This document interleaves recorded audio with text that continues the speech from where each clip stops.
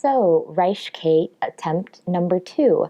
This is a recipe that's called either old-fashioned whiskey cake or grandma's whiskey cake. I'm making it in a bundt pan.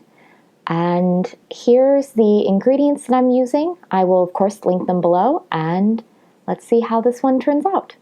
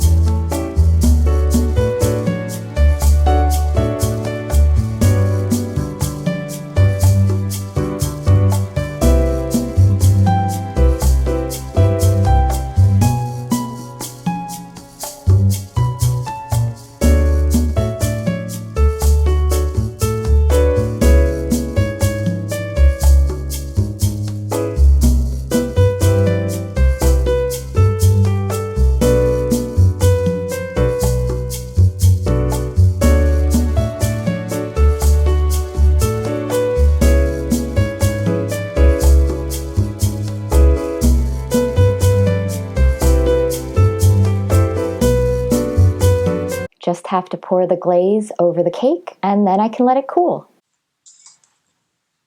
So, attempt number 2 at Ryshcate. This is a recipe, it must have probably appeared in a lot of those Midwestern cookbooks and stuff, so you can find it a lot of places online. Farmer's Almanac. The recipe I used was from food.com. I did make a few alterations though.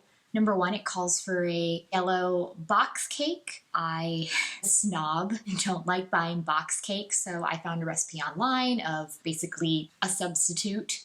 And then to make it a bit more like spice cake and like the first Ryshcate recipe I tried, I added cinnamon, cloves, ginger, and nutmeg. I wanted to substitute something instead of the instant pudding mix because, once again, I am a snob, but that required getting powdered milk and I don't have any at home and I didn't get any, so I had to give in and buy Jell-O instant pudding mix. I also got an oven thermometer, found out that my oven is hotter than it said it was, so to get this to cook at 350, I actually had to set my oven to 325 because it's about 25 degrees hotter than the sensor says it is. So this looked a lot better than my first cake. Obviously, I cooked it in a totally different pan, in a bundt pan. I did find that the recipe said to cook it for 50 to 60 minutes, and I had to do 60 minutes, the longest span. So let's see how this one is.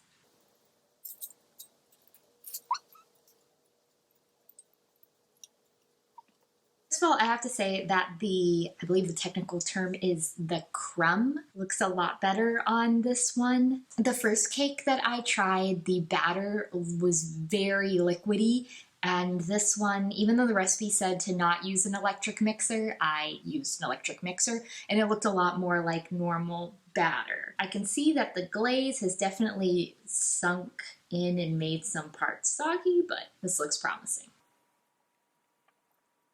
This is very good. I think it almost has the opposite problem of the first Ryshcate, which is the first Ryshcate had too much whiskey to the point that it was uncomfortable to swallow. This, perhaps because I was worried about that, the cake recipe itself only calls for 3 tablespoons of whiskey, and then the glaze uses half a cup, but I left it boiling for a long time, half because I forgot about it, and half because I was worried that the whiskey flavor was going to be overwhelming.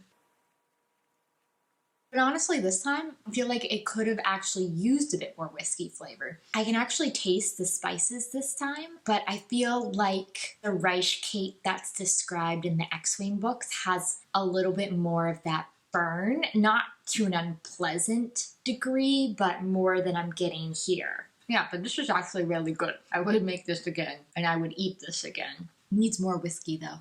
There is a third rice cake recipe that I would like to try. It's on the blog Yet Another Sauce.